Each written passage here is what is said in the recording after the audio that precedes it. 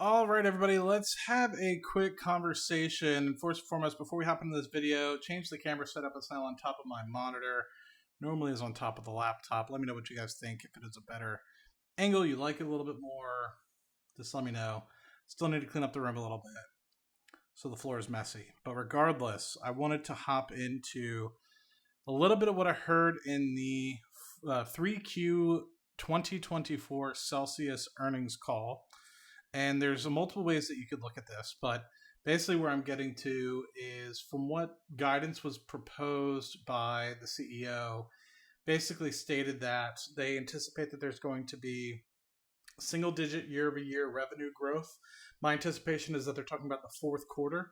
We'll talk about a little bit within these calculations if it's actually basing fiscal year 23 off of fiscal year 24, knowing that we obviously are finishing up the year next quarter. So we'll talk a little bit about that. They did note that there could be potential of $15 million of pressure.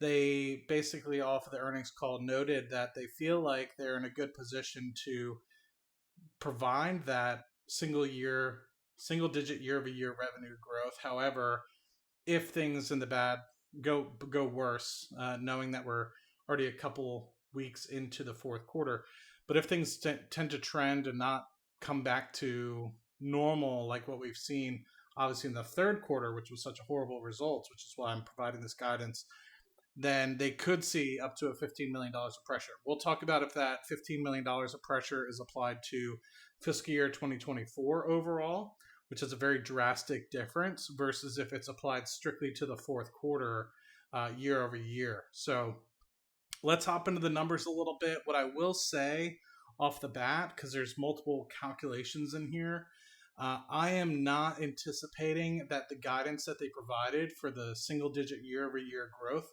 was fiscal year 23 versus fiscal year 24. And I'll show you in the video why I believe that.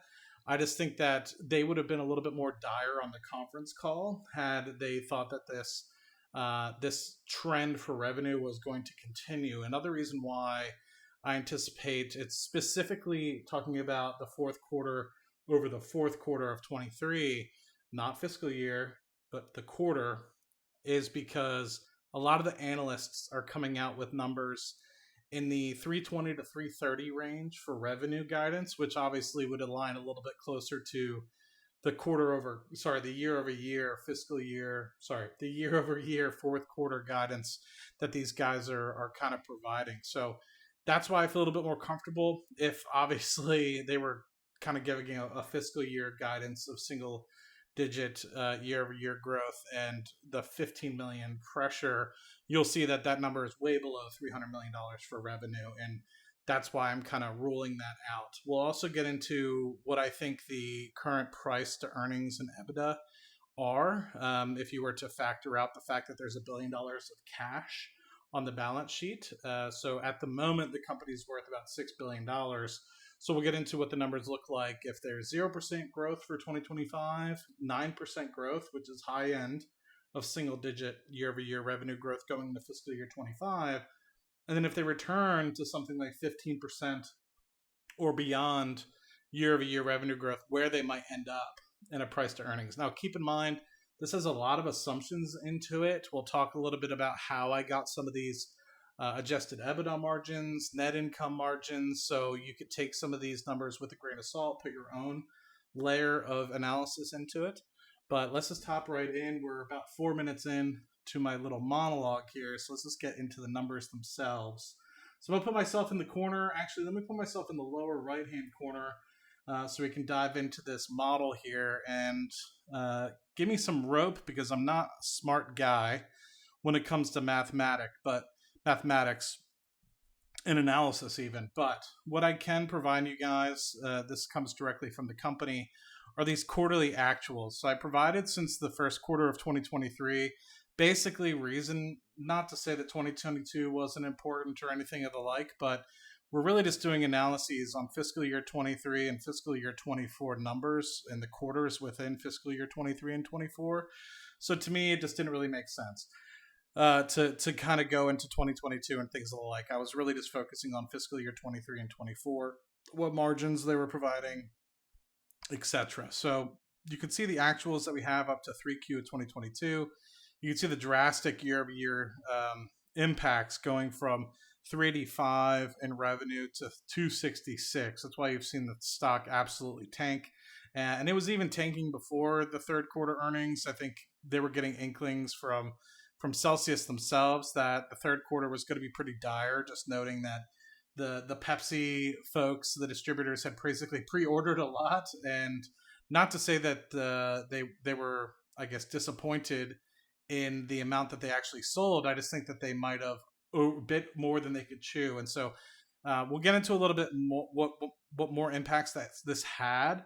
But this actually had a pretty positive impact in the first two quarters on EBITDA as well, where EBITDA actually skyrocketed very high to like 25%.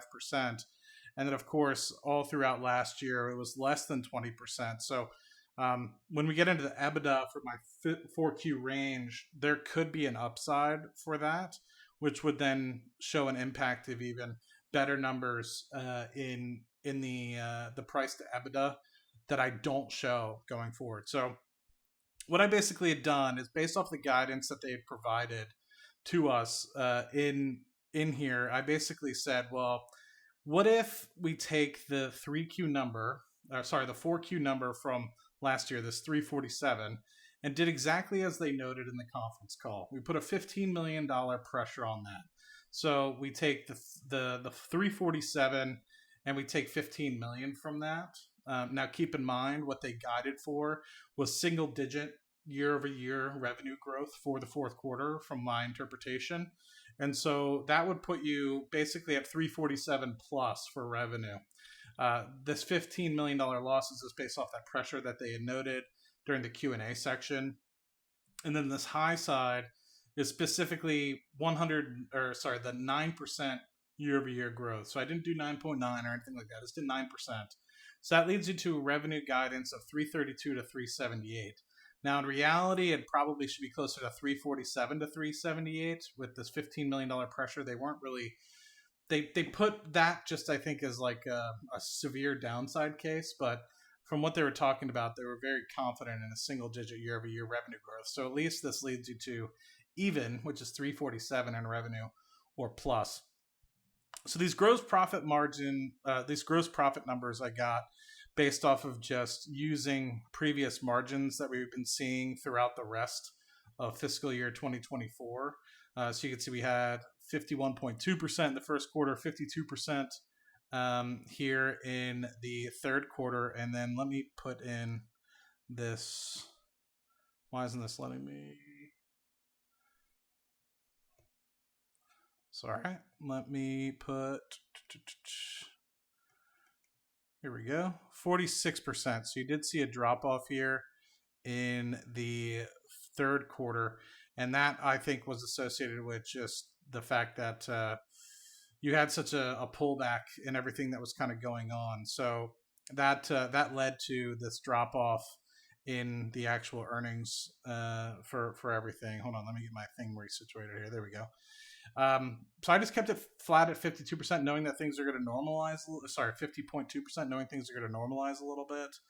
And then that left me with a range of about 23 cents to 27 cents in EPS, and then about $50 to $60 million in net income, and then 60 to 85 million in EBITDA. Now, of course, if that shows up a little bit less than what we had in the second quarter, because second quarter was the peak at about 400. I anticipate we'll get back there once we kind of get into the mid of 2025 range. But if we're talking specifically about 4Q, that's kind of where we're at. So in terms of year-over-year growth, what does that lead us to? So down 4% if we do have that $15 million pressure in the fourth quarter and we get 332 million in revenue. But that 9%, obviously, if you go on the high end of single digit year-over-year revenue growth. I can't break it out by North America and international. They didn't really provide guidance on that, but I'm sure you could have put your assumptions in there. Gross profit increases anywhere between 0 to 14%, and I think that just is because margins have increased. So you see some low to mid 40% range in the 2023 area here. And we have seen an upswing a little bit here in the gross margins. Now, keep in mind, This might come down a little bit depending on how much volume we actually flow through Pepsi as a distributor. So I think that the volumes in 1Q and 2Q for the margins actually ended up showing up better because of that. But we also did have some 50% in the 3Q of last year. So my thought process is maybe, you end up with a good 50% gross margin. So that ends up being a little bit better than what we see for all of fiscal year 23, which averaged 48%. So that's why, regardless, even if you're down 15 million in terms of revenue, you're still breaking even in terms of gross profit and up 14%, because not only are you growing revenue, but you're also growing gross margins as well. So 5% increase on both, just based on the fact that this is flat. I probably could have done a little bit more of a range on here, but you're building numbers on numbers, so it's tough. EPS is going to grow regardless. So comparatively, you had 17%, 17 cents in EPS. So just based off of what I've seen in terms of net margins, things are looking a little bit better in 2024 than they did in 2023, with the exception to the third quarter. But if you look at kind of where we're at, we're kind of trending in the 13 to 20 cent range versus where we are in the first few quarters. We get kind of more normal back to this 350 run rate on a quarterly basis. You could get closer to this 27 cents. So on the downside, I'm saying a little bit less than a quarter. On the upside, a little bit more than a quarter in terms of EPS. So net income, that basically is coming from the average that we're seeing here for, I think it's like 16%. And then on the upside, I think I might have used this 16% higher for the fiscal year 23 margins. And then for EBITDA margins, what did I use for this? Do I have a number? I used J6. So that is the year to date for the downside. And then for the upside, I think I did use the higher fiscal year 23 in case EBITDA margins get a little bit better. Now, keep in mind, these margins actually for the first 2 quarters of Celsius's fiscal year 24 are actually trending way better. But what drags it down is actually this quarter that we just had, where we basically had no EBITDA margin whatsoever. And so you went from 25% margin, 25% margin and EBITDA, adjusted EBITDA margin, to basically nothing. And so that drags it down a good bit. If you go back to that 25%, or maybe even slightly north, 22%, that's where you get this 85. So if you use 22%, that's where you get this 85. So what does that mean in terms of, year over year growth? We kind of talked a little bit about it. So in terms of adjusted EBITDA and everything the like, we're talking something. Hold on, let me get my thing situated here. If you're talking about, EPS, let's go. You're growing 35 to 56% year over year, just because of the net increase in net margins there, and then just the growth overall from a fourth quarter year over year piece. And then from a net income perspective, you're growing that. Adjusted EBITDA, you're going anywhere down 4% to up 30%, regardless. So that leads you to a fiscal range of pretty good numbers here, about 1.355 billion, and that is up. So we'll talk about that. This is the fiscal year 23 numbers down here, so we'll take a look at that in a second. To a high side of 1.4 billion, which is up 6% year over year. So before we hop into these year over year numbers, let's take a quick look as to why I don't believe we're going to be using, why they're not giving the guidance based off of fiscal year 23. Is because if you just take that $15 million pressure that they were talking about to be able to get it, so basically what you take is the year-to-date 2024, and you say, well, we're only going to get basically $15 million of pressure off of this 1318, so basically 1303, then this is the revenue you're going to have to get. So 279 is the revenue, and that's pretty bad, right? That's just a little bit better than what we had in the fourth quarter. And they're talking about things kind of more normalizing and optimizing compared to what they were talking about in the third quarter, where it was kind of a rebuild quarter, rebasing, where they were really focused on, for Pepsi, getting out old old inventory that they had basically bought in 1Q, 2Q. Now they're talking about sell-through. So they're basically trying to optimize what they're buying from them as, kind of being mixed in with what the inventory is that they have on hand. So this would be pretty bad. This would be still a 27% year over year. So going from this 347 down to 279 would be a minus 27. And then in a fiscal year, you would actually be down single digit. And so my thought process is if they were kind of talking about that, then it would be pretty tough. The thing that might confuse you is if you're actually talking about to a place where they take this fiscal year 23 and there is single digit year over year growth, you could see where this fiscal year over year also comes into single digit growth. Just knowing that the first quarter and the second quarter were pretty good quarters in the 2024 timeframe, but the third quarter was down. You still might end up to a place where you end up with fiscal year over year in single digits, and so I wouldn't rule it out. But just based off what I'm seeing from analysts and just what I'm seeing and feeling based off the conference call and what I've interpreted off the conference call, I doubt this is what they're talking about. But things could get worse. I guess if you were to look at it this way, I just think that there's a very low likelihood that that's what they're talking about. I'd give that in the order of 10%. And that's just if my complete interpretation of what they were talking about in the conference call is wrong, which is always a possibility. And then there's the fact that you basically are ignoring what all analysts are kind of forecasting, which is the 320 to 330 million range for the fourth quarter. So going back into the fiscal year 24 numbers here and the range that I'm kind of providing off here, and then we'll get into a little bit about the price to EBITDA and everything like that. So this range goes to 1.355 billion to 1.4 billion, which is a growth of 3 to 6% based off of revenue. Gross profit increases just based off the fact that gross profit has increased year over year. So we were at about 48%. Now we're at about 50%. This could be challenged, could be single digit, low single digits rather than the 7 to 11%. But this is kind of what I'm forecasting here.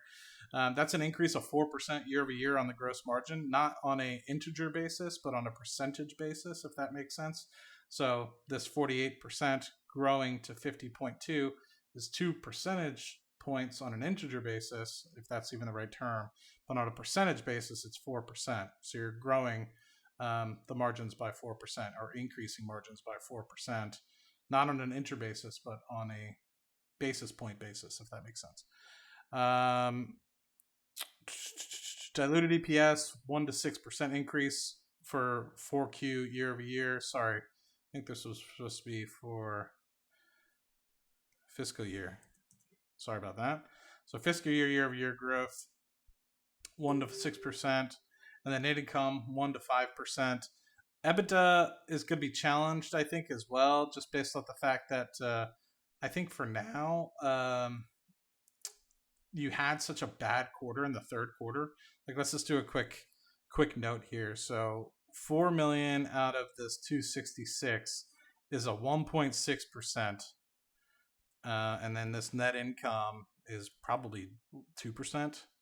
So 2.5%. So you're talking about dragging numbers down pretty significantly in this quarter because of the optimizations that they were doing and the sell-through that they were doing at Pepsi. And so you're talking about a net income margin of 2.4% in the third quarter, and then the adjusted EBITDA margin of 1.7%. So dragging down this number regardless, even if you return back to a normal EBITDA and net income in the fourth quarter of 2024, you're still going to be dragged down by those numbers. So that's the thought process on that. So giving you guys a little bit of an idea for net income from the low side, 16% for fiscal year 24 based off these numbers, 19% of EBITDA margin, and then same thing, about 20% for EBITDA margin on the high side, 16% still on the net income margin. This 20% is really being dragged down once again by this number here. So you have 25% in the first quarter, 25% in the second quarter. You can see 88 into 356 is 25%, 100 into 402, 25%. and then boom, 1.7% for the third quarter. So really gets impacted there. My hope is that you see this increase, and when this flows through and hopefully gets removed in the third quarter of next year, third quarter 2025, you can get a true representation as to what it looks like when things aren't skewed, meaning that you're not having the volatility of the supply chain screw you in a specific quarter. So that being said, you might have had oversell and adjusted margin in the first and second quarter at 25% because of that, and then a pullback of 1.7. So maybe it does even out to 20%, but at least from a quarter to quarter basis, it can be a little bit smoother. And I feel like it has been over time. So hopefully it goes back to being smooth rather than what we saw in the third quarter. So let's zoom in into specifically what this means. So let me move myself to the upper right here so we can get a little bit better of a view. And hopefully this is all making sense and I'm not misspeaking, because sometimes I do misspeak and catch it later. So we're at a current price of $25.88 as of the close on November 18th of 2024. Share count is $233 million. So if you use a market cap calculation there, that's $25.88 times the $233 million. It gets you to $6 billion. I looked on Robinhood, it said $6.1 billion. However you decide, it's still around $6 billion, so the numbers might be off a little bit. So give me some rope there. About $1 billion in cash. So the way I like to do my measurements here is, of course, you could just do the easy math of taking the earnings and everything of the like and dividing it into what the current market cap is. But I like to use and remove cash. So in terms like Palantir, it's really not a big deal. But when you're talking about a market cap of $6 billion and $1 billion in cash, that's about 18.3% repeating, of course, the market capitalization of the organization. So that could skew the numbers off by about 20%. So I'm just going to remove that just so we can kind of have an idea. And I'm going to call that adjusted market cap. So about $5 billion in terms of what you're paying for the business and not necessarily the cash on hand, if that makes sense. So if you use the low side numbers that we got from the fiscal year 2024, now, of course, we're already through 2024. Give me a brief moment here as I have a sip. As we're already through 2024, you think about it that way. Is it better to use 2025 numbers? We'll get to that in a second. But on the downside, on a price to earnings, you're getting to about 23. On a high side, you're getting back to 22, and that's using the high side earnings, so that's 226. Now, of course, this is dragged down by that third quarter and the earnings there, but that's just the way things are. So if you were to flow through and keep numbers even flat in the next year for revenue, hopefully you would remove that poor net income margin in the third quarter. But it is what it is, and this is just how the numbers are working at the moment. Now, if you look at price to EBITDA, which is what some people like to look at, removing kind of depreciation, amortization, interest, etc., you're looking at the true profitability in terms of gross margins minus your SG&A, etc. You're looking at a price on a low side, meaning the low EBITDA that you're getting this 255 of 20. So price to EBITDA on the downside of about 20. On the high side, meaning the high EBITDA that we get, the 278 for fiscal year 2024, you're getting a price to EBITDA of 18. Now, let's factor into the fact that we are getting into 2025 and we're a quarter or so away from starting to look at 2025 numbers. If you have 0% growth, obviously the numbers don't change, right? You get a current price of 23x on a price to earnings multiple or 20 on a price to EBITDA. But if you have, let's just say, single digit year-over-year growth on the high side again, so that 9% growth, which they haven't guided for, by the way, who knows where they end up. But you'd probably end up in this range of 23 to 20 is kind of my thoughts is what they would provide going into fiscal year 25 if they provided guidance.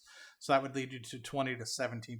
If by chance they start growing at about 15% again, which I don't necessarily rule out, just knowing that we get back to and kind of bottom out on how they've started out their partnership with Pepsi, and now they're getting to more of an even keel sort of perspective going forward. I would anticipate that you would probably end up in this range here. The 20 for current prices at $25, $26 on the stock, removing that $1 billion in cash, you're basically paying for a 20 to 19x or 19 to 20x price to EBITDA for 2025, and from a price to earnings of 2025, and then a price to EBITDA of 16 to 17 on the downside of about 20. Now, these numbers all have hair on them, like you can't always guarantee what exactly is going on with some of these numbers. And at the end of the day, you kind of have to take them with a grain of salt. And of course, valuations only matter to an extent of, how you can kind of value the business and really what is actually going on. So it could very well be that there's still anemic growth. There's challenges in the energy drink market, the soft beverage market.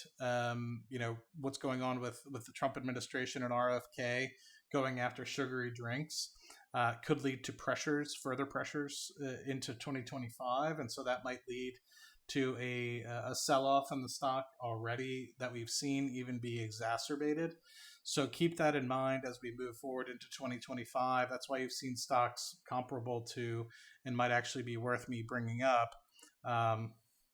here. Let's see. Bring up. Let me move this. Whoops. Like Coca-Cola, for example. Let's pull up Coke.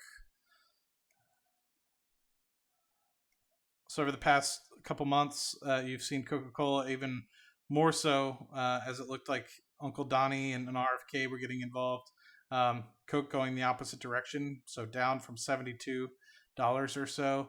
Pepsi is doing the same with respect to their sugary drinks, so kind of flat throughout August, October, and then RFK starting to be more and more involved, and it's dropped now into the 150 range, down from about 170, 180. So we're continuing to see pressures there.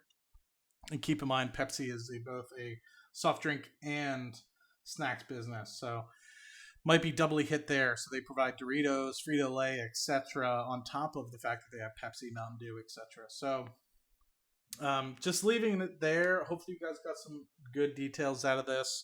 I know some of you guys are starting to get long on Celsius. I know Jeremy from Financial Education is also starting to get long. So I wanted to provide some numbers. I wanted to see if I'm being crazy here and thinking that the end should be near. Now, of course, I've been wrong. I started to dipping my toes in the $40 range. But that was me just kind of gambling. I'm just going to be honest with you. I didn't really put any numbers to anything. And obviously, I didn't have the 3Q numbers come through fully. So I didn't understand what the extent of the 3Q numbers would look like. So now that we have a little bit of guidance from the leadership at Celsius and we have an idea as to things progressing, Pepsi obviously noting in their earnings call that things are going well. They want to continue the partnership. Celsius obviously noting the optimization that's kind of going on with the sell-through, and they're continuing to order. So order numbers are back up comparatively what we're supposed to see, or what we have seen in the third quarter of 2024. So that being said, I think it's a good stopping point for the stock at $25. Is it going to reverse here? Who knows? Who knows if it's going to take a quarter or two before investors regain confidence? But I'm taking a bullish statement that I think in 24 months, the stock price is going to be higher. Now, I'm not necessarily going to give some sort of like, is it going to be up 40%, 50%? I don't know. But what I can think of now is, and could it dip down to $20, of course, depending on what the macroeconomic trends look like. But my thought process is from $25, we're going to go higher from here in the next 24 months. And so curious in kind of holding back a little bit until I get some more details after the fourth quarter going into the first quarter, second quarter of next year, how that revenue growth does return. But I'm confident that it will. So I'll leave you guys there. Would love to hear your questions. Spent a couple minutes putting that spreadsheet together, so hopefully it was easy to follow through. I know there's a lot of numbers, so sometimes you can get lost. But appreciate you guys and hope to see you guys on the next one. We'll chat soon. Cheers all.